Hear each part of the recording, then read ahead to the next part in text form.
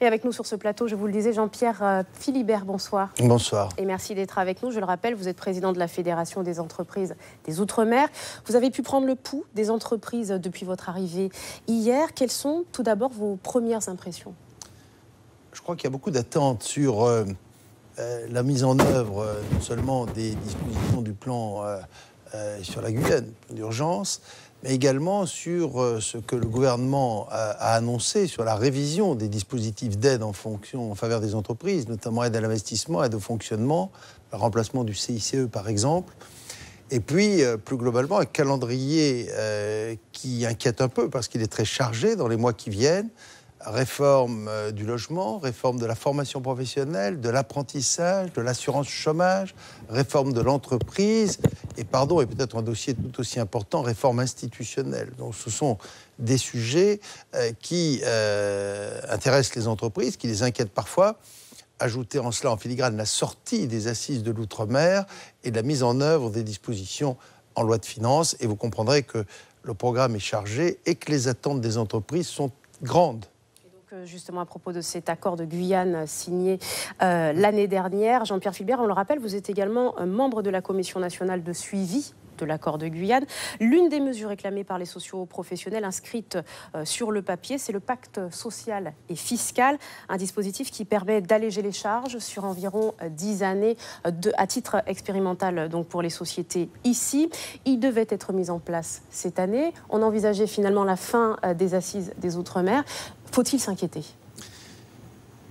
Alors, je n'ai pas de raison aujourd'hui qui m'amène à m'inquiéter dans tous les contacts qu'on a avec le gouvernement sur cette mise en œuvre. Ce que nous savons par contre, c'est que tout ce qui a été à l'époque promis dans le cadre des accords de Guyane ne sera pas tenu. Le président Macron a été très clair lorsqu'il est venu en Guyane. Ces services, les services du gouvernement disent qu'il va falloir réévaluer un certain nombre de choses, précisément en sortie des assises de l'outre-mer. Alors si c'est remonté, et si c'est dans les assises de l'outre-mer, ça figurera. Il y a des sujets très importants d'aménagement de la Guyane. Et puis il y a l'ensemble des autres dispositifs, notamment sur les allègements des charges sociales. On retrouve là le pacte social et fiscal, des charges fiscales, et qui font l'objet d'un autre dossier, qui est celui de la révision des dispositifs d'aide en faveur des entreprises que le gouvernement a annoncé à peu près au même moment que les assises de l'outre-mer. Je reconnais que ça fait un peu de confusion parce que les deux se mélangent. Mais alors faut-il oublier finalement cet accord de Guyane ? Je dirais qu'ils sont revus et malheureusement pas à la hausse. Donc le gouvernement l'a dit, le président de la République l'a dit, il va falloir faire une évaluation de ce qui a été promis. Beaucoup de choses ont été signées, des accords sectoriels. Je l'espère, un grand nombre de choses continuent à être dans les cartons et dans les objectifs du gouvernement, mais tout n'y sera pas. Donc à nous, naturellement, aux organisations professionnelles sur le terrain et à nous à Paris, de faire en sorte que la voix des milieux économiques et plus largement la voix des Guyanais reste bien toujours audible à Paris par ce gouvernement.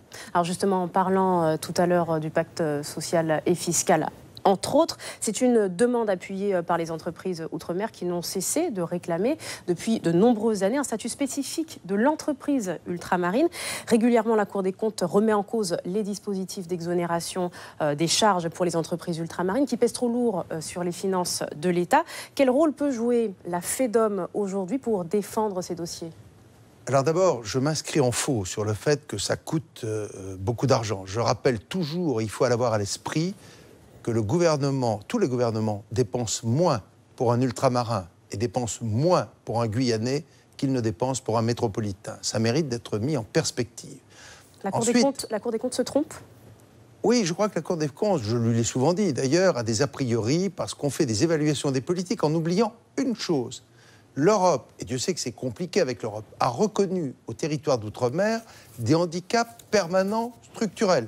Elle les liste, l'éloignement, les micro-marchés et les risques climatiques, et on les a tous outre-mer.